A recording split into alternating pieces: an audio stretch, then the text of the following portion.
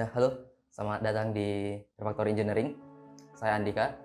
Saya software engineer di Refactory. Kali ini kita akan bahas ya terkait apa itu Infrastructure as Code atau biasa disingkat dengan IAC. Jadi aku mau sedikit cerita.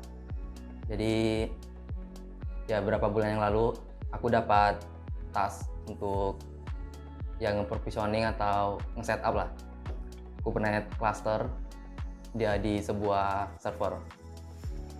Ya di situ aku menggunakan RKE itu Rancher Kubernetes Engine untuk nge-setup Kubernetes Engine di suatu server.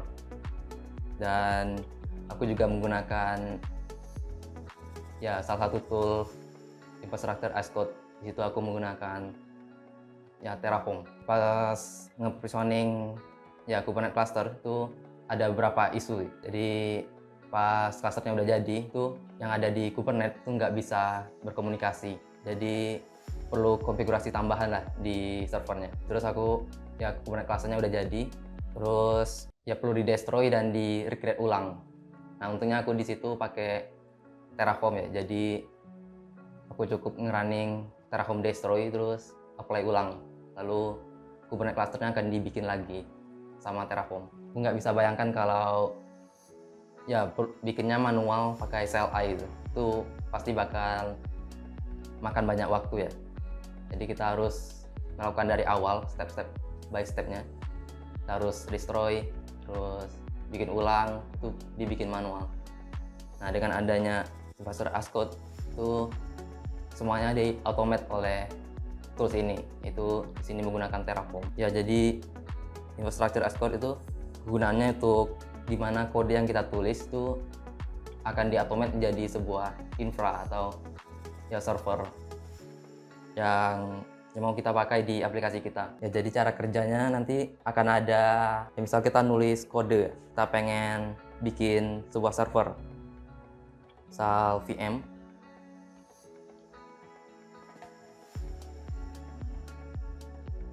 Kita mau bikin VM, terus ya RAM-nya 4 GB gitu.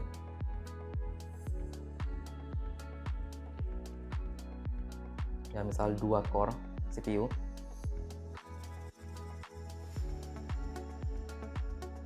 Nah ini kita tulis dalam bentuk kode ya. Nanti kita kirim. Nah di sini akan ada IAC atau Infrastructure as Code. Nah dari tools ini nanti akan ngebuat atau nge-provisioning infra kalian. Jadi nanti baru jadi server dengan spek 4 GB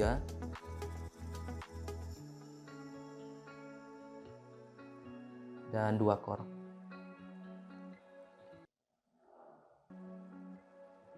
Jadi kita nulis kode untuk infra, terus nanti akan diproses oleh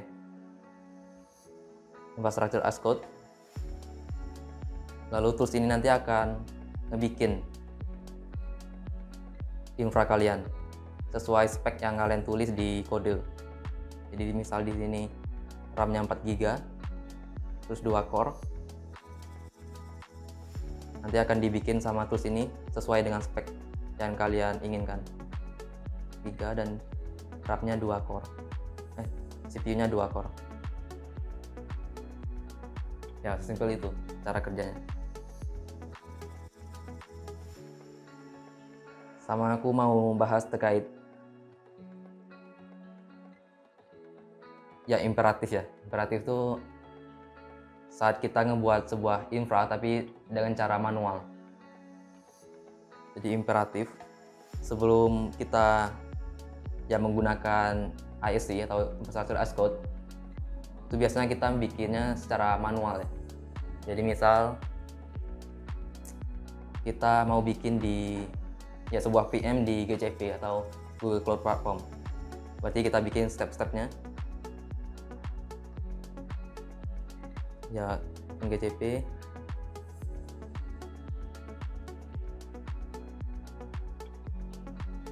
terus create VM,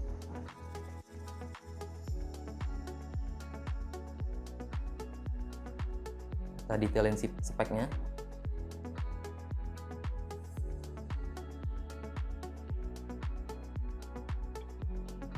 Lalu baru kita bikin.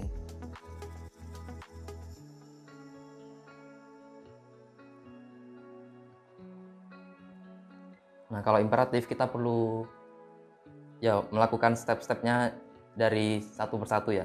Jadi misal kita mau bikin dari GCP, create VM, kita ya isi detail speknya, kita create VM-nya. Nah, itu imperatif. Ya, atau kita bisanya pakai CLI ya, atau bash script.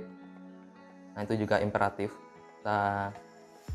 Kita detailin step by step-nya untuk membuat sebuah infra. Lalu baru muncul yang namanya ya konsep deklaratif ya. Jadi deklaratif nih bedanya dengan imperatif. Kan nggak perlu ngedefine step by step untuk membuat sebuah infra. Jadi kalian cukup ya ngedefine kalian pengen apa. Misal kalian pengen bikin sebuah VM dengan spek RAM 4GB sama 2 core CPU. Terus di GCP atau di Google Cloud Platform. Nah, kalian cukup tulis apa yang kalian mau di sebuah VM dengan nama ini, dengan spek segini.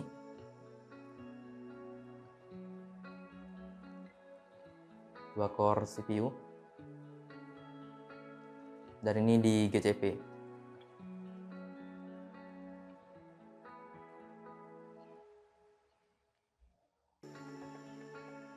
Nah, kalian cukup ngedefine apa yang kalian mau di situ. Nanti ya seperti yang kita mention di awal, akan diproses oleh infrastructure as code.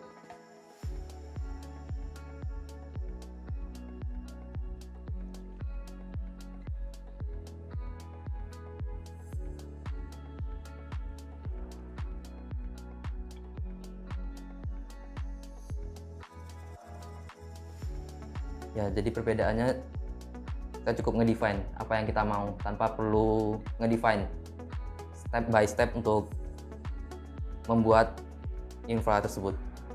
Jadi itu yang namanya deklaratif. Dan kegunaannya apa saja untuk infrastructure as code ini? Yang pertama, ya kita bisa membuat infra atau setup infra dari awal. Misal mau bikin server, database, terus setup infra. Sama kegunaannya bisa nge-manage juga, manage infra.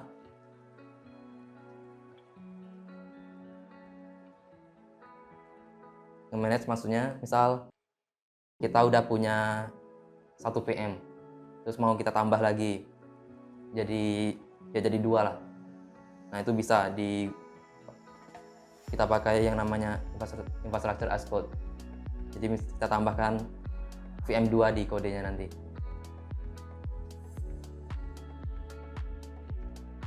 Untuk nge-setup aplikasi di infra tersebut atau di server.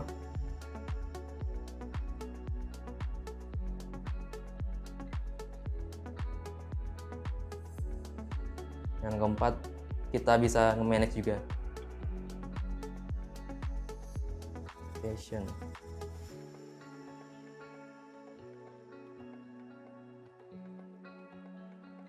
Setup application misalnya kalian mau menginstal Python atau Golang lah di server tersebut.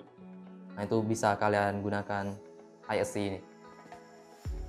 Jadi ya kalian cukup ngedefine ya misal butuh Python dengan versi berapa, nanti akan dibikinin sama ISC ini. Kalau manage mungkin ya misal kalian punya Python versi 2 gitu, mau kalian upgrade menjadi versi 3, nah itu bisa juga digunakan menggunakan ISC. Jadi itu 4 kegunaan dari ISC ya, atau infrastructure as code. Dan ya, apa aja sih tools yang ada di infrastructure as code? Yang pertama dan ya yang cukup terkenal ya, itu ada Terraform.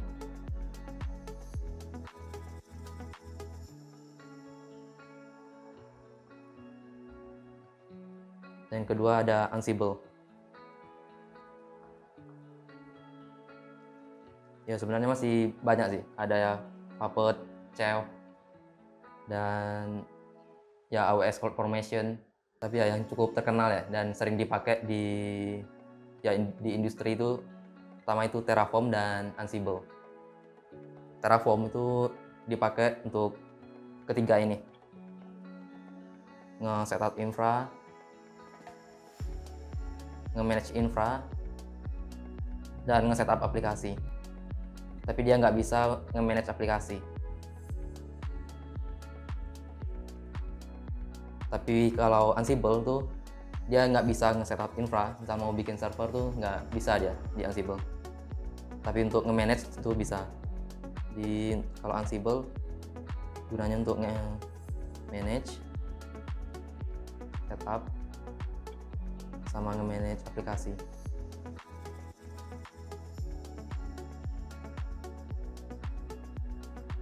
Ya biasanya kedua tools ini sering digabungin ya. Jadi Terraform untuk nge-init infra kalian atau server kalian. Nanti Ansible yang digunakan untuk nge-manage infra kalian. Misal mau nge-install sesuatu di server, itu nanti bisa pakai Ansible. Oke, mungkin itu video tentang apa itu Infrastructure as Code atau ISC. Thank you udah menyimak sampai habis. Semoga bermanfaat dan sampai jumpa lagi di Refactory Engineering selanjutnya.